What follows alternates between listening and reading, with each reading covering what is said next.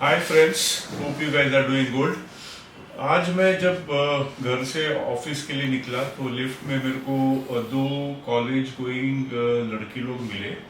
तो वो दोनों आपस में बात कर रहे थे कि यार मैं तो हम लोग को कॉलेज में जो प्रोफेसर बैलेंस शीट वगैरह अकाउंटिंग बताते हैं सिखाते हैं, एसेट एंड लाइबिलिटीज ही समझ में नहीं आता है एक्चुअली क्या है वो एसेट एंड लाइबिलिटी।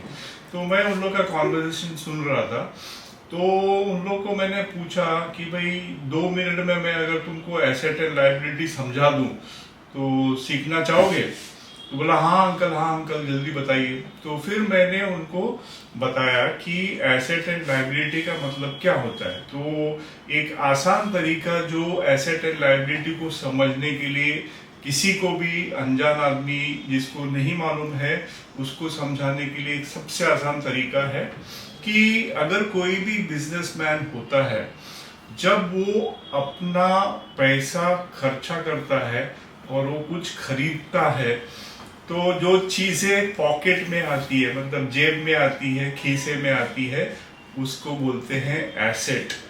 और जब वो बिजनेसमैन पैसा खर्चा करता है और उसके जेब से और या उसके पॉकेट से जब पैसा बाहर जाता है और कमिटमेंट हो जाती है तो उसको बोलते हैं लायबिलिटी।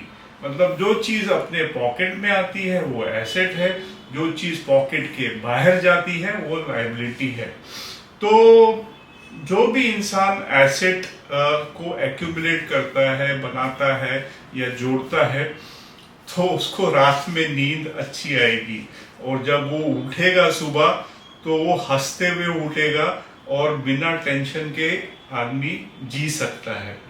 लेकिन अगर यही आप समझो कि उसकी लायबिलिटीज बहुत ज्यादा है और वो टेंशन में रहता है, तो जब वो रात को सोएगा तो उसको नींद नहीं आएगी, एंड जब वो उठेगा तब भी वो बेचारा परेशान रहेगा और वो दिन भर टेंशन में रहेगा।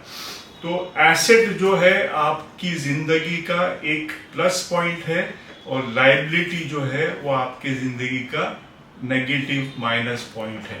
तो ऐसे मैंने उन लोगों को एसेट एंड लायबिलिटी समझाया तो उनके दिमाग में आ गया कि यस, ये एसेट एंड लायबिलिटी का मतलब क्या होता है। तो ये मेरे को समझाना था। तो आज का वीडियो मैं यहीं एंड कर रहा हूँ। Thank you, good luck, bye, all the best.